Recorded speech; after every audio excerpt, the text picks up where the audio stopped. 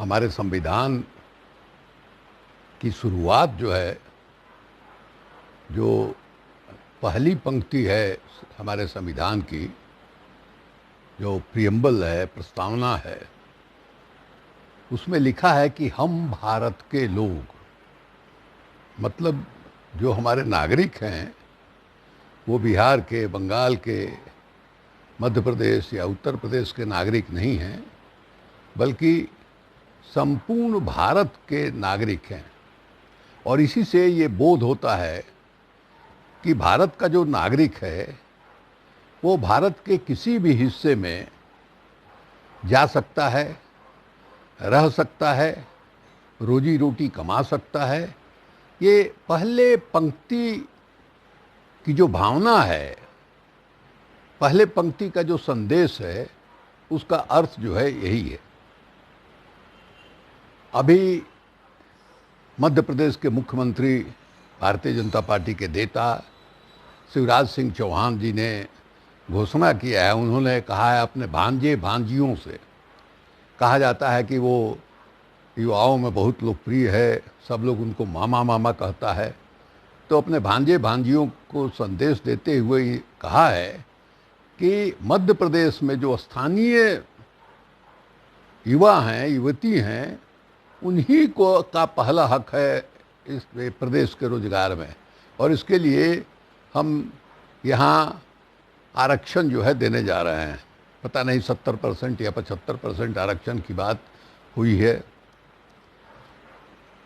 अब शिवराज सिंह चौहान क्षेत्रीय पार्टी के मुख्यमंत्री नहीं है। भारतीय जनता पार्टी मतलब एक राष्ट्रीय पार्टी के, और वो भी दावा करने वाली पार्टी जो इस देश में एकमात्र असली राष्ट्रवादी पार्टी है, उसके मुख्यमंत्री हैं। और ये सिर्फ मध्य प्रदेश की ही बात नहीं है, हरियाणा में भी भारतीय जनता पार्टी की सरकार है। वहाँ के उप मुख्यमंत्री का भी इसी तरह का बयान आया है। सुना है कि महाराष्ट्र में भी इसी तरह का प्रावधान हुआ है या होने जा रहा है। वहाँ कर्नाटक से भी यही खबर आ रही है। तो ये जो एक दौर चला है, राष्ट्रीयता के मुकाबले स्थानीयता का जो दौर चला है, ये बहुत ही चिंताजनक बात है। और ऐसा नहीं है कि सिर्फ भारतीय जनता पार्टी कर रही है। शिवराज सिंह चौहान के पहले कमलनाथ जी वहाँ के मुख्यमंत्री थे, और कमलनाथ जी के ने घोषणा किया था, उसको लागू नहीं कर पाए, सरकार उनकी चली गई, लेकिन उन्होंने भी घोषणा किया था कि हम 70% स्थानीय लोगों को रोजगार देंगे, निजी क्षेत्र में भी 70% जो है लोगों को रोजगार देंगे। तो कांग्रेस पार्टी भी यही कह रही है और भारतीय जनता पार्टी भी यही कह रही है, और दोनों राष्ट्रीय पार्टी हैं। जहाँ कन्याकुमारी से कहाँ तक जो मुहावरा है हम लोगों का कि सारा भारत एक है, उसके बदले ये खंडित भारत की मानसिकता का प्रदर्शन कर रहे हैं। अब मान लीजिए क्षेत्रीय पार्टी करे, हमने देखा कि झारखंड में हेमंत सोरेन जी का बयान हमने देखा। क्षेत्रीय पार्टी के बारे में आप कह सकते हैं कि साहब उनका दृष्टिकोण जो है क्षेत्रीय है, उनका दृष्टिकोण जो है व्यापक नहीं बन पाया है, राष्ट्रीय नहीं बन पाया है, इसलिए कर रहे हैं। लेकिन राष्ट्रीय पार्टियां ही तो राह दिखा रही हैं। ये बहुत ही चिंताजनक बात है।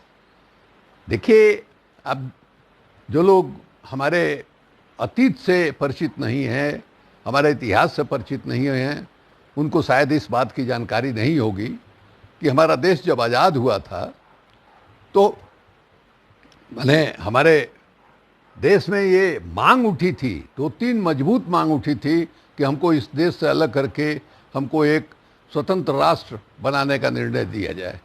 तमिलनाडु से ये मांग उठी थी, द्रविड़स्तान बनाने की मांग उठी थी, पंजाब से खालिस्तान बनाने की मांग उठी थी। खालिस्तान की मांग तो अभी भी ख़त्म नहीं हुई है, अभी भी बीच बीच में उठती रहती है। और भिंडरवाला और ये वो जो वाली जो घटना है वो सबको स्मरण होगा। उसी तरह से नॉर्थ ईस्ट में, नागालैंड में हमारे यहाँ स्वतंत्र देश बनाने की मांग उठ चुकी है, और वो तो इतना मैंने इस तरह का वहाँ संघर्ष लोगों ने किया था कि भारतीय वायुसेना ने वहाँ जवाहरलाल नेहरू जी प्रधानमंत्री थे तो बम्बार्डिंग करना पड़ा था, बम्बार्डिंग किया था उन्होंने, इसका विरोध भी हुआ था बम्बार्डिंग का, लेकिन ऐसा हुआ था। तो हमारे देश में ये प्रवृत्ति रही है। हमको जहाँ तक स्मरण है, अन्नादुराई द्रविड़ मुनेत्र कड़गम के नेता थे, करुणानिधि के भी नेता थे, और मैंने एम.जी. रामचंद्रन और बाकी लोगों के भी नेता थे। 1963 में राज्यसभा के मेंबर थे, उन्होंने ये मांग उठाई थी, द्रविड़ों के लिए अलग देश बनाने की मांग उठाई थी। तो ये हमारे यहाँ रहा है। देखिए अभी जैसे कल परसों खबर आई थी कि एक बैठक से, आयुष की एक बैठक से, वहाँ हिंदी में बैठक की कार्रवाई चल रही थी। तमिलनाडु के लोगों ने मांग किया कि नहीं साहब, अंग्रेजी में कार्रवाई होनी चाहिए, हिंदी हम नहीं समझ पा रहे हैं, या हिंदी में आप कार्रवाई कर रहे हैं तो अंग्रेजी में उसका अनुवाद मैंने करने की व्यवस्था जो है होनी चाहिए, जैसे संसद वगैरह में है। उनको निकाल दिया गया बाहर। अब ऐसे लोग जिनको इस देश की समझ नहीं है, इस देश में अलग अलग भाषा के लोग रहते हैं। आप हमारे यहाँ जो, पता नहीं कितने लोगों ने गौर किया है कि हमारे जो हम रुपए का इस्तेमाल करते हैं, नोट का इस्तेमाल करते हैं, उसमें आप देखिएगा 17-18 भाषा नहीं, लिपियां हैं अलग अलग। जैसे हम लोग देवनागरी में लिखते हैं, अंग्रेजी वाले लोग रोमन स्क्रिप्ट में लिखते हैं, वैसे तमिल का, तेलुगु का, इस तरह का अलग अलग लिपियां हैं हमारे देश में। तो इसको सबको अपनी भाषा में काम करने की इजाज़त है। भाषा थोपने का विरोध होता है। भाषा के सवाल पर तमिलनाडु में कई बार आंदोलन हुआ है, और 1964-65 में तो कितने लोगों ने आत्मदाह कर लिया था। ये एक उत्तर भारत की जो मानसिकता है, हम उत्तर भारत के लोगों को लगता है कि हम ही देश हैं, और उसका नतीजा है कि नॉर्थ ईस्ट से आने वाले लोग जो दिल्ली में रहते हैं या कर्नाटक में रहते हैं, उनको लोग मान लेता है कि विदेशी है, चीनी है, और उनके साथ मारपीट होती है।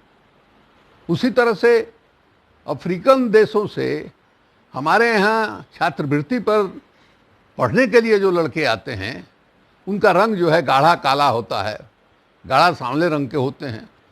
अब इस रंग के प्रति हमारे देश में इतनी वितृष्णा है, माना जाता है कि हमारे यहाँ दलित समाज, आदिवासी समाज के लोग जो है, उनका रंग जो है गहरा सांवला होता है, और ये लोग जो है माने अछूत हैं, ये मतलब सामान्य से कमतर लोग हैं, और उन पर जो है हमला हुआ था। अभी बेंगलोर शहर में, जो अंतर्राष्ट्रीय माना कस्मोपोलिटन शहर माना जाता है, हिंदुस्तान के जो 4-5 कस्मोपोलिटन शहर माना जाता है।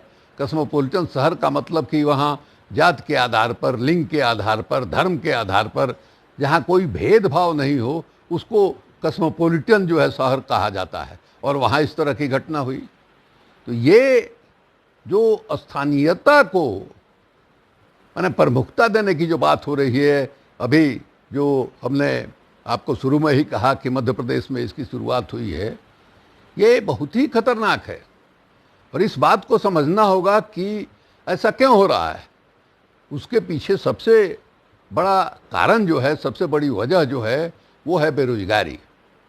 हमारे यहाँ जो विकास का रास्ता हम लोगों ने तय किया है, हमारे यहाँ जो विकास का मॉडल है, इसमें रोजगार का सृजन हो ही नहीं रहा है।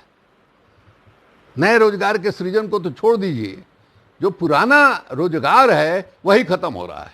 अभी 2-3 दिन पहले, 4 दिन पहले अखबारों में एक खबर आई थी कि 1,80,00,000 या 90 लाख लोगों का रोजगार जो है छीन गया है। ऐसी हालत है। हम लोग देखते हैं कि एक जेसीबी मशीन जो है कितने लोगों का रोजगार जो है खा जाता है।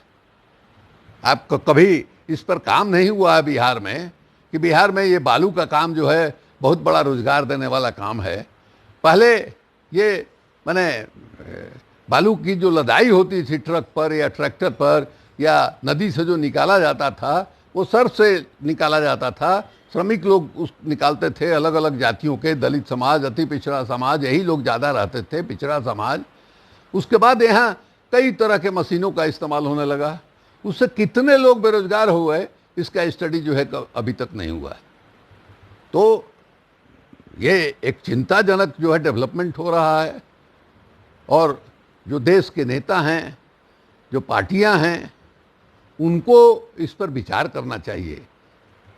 अगर समय रहते हम लोगों ने ये जो बेरोजगारी की समस्या माने सुरसा की तरह मुंह बाए हुए खड़ी है, इसके समाधान के दिशा में अगर हम लोगों ने कोई प्रयत्न नहीं किया तो आगे चलकर क्षेत्रीयता के सवाल पर एक आंदोलन होगा और देश के टूटन का खतरा जो है दिखाई देगा। और अभी तो दिल्ली में जो सरकार है वो तो एकदम बिल्कुल राष्ट्रवादी सरकार है, उसके पार्टी के लोग इस तरह के कर रहे हैं। तो उसका जो माने केंद्रीय नेतृत्व है उसको इन चीज़ों पर ध्यान देना चाहिए। आपका बहुत बहुत धन्यवाद।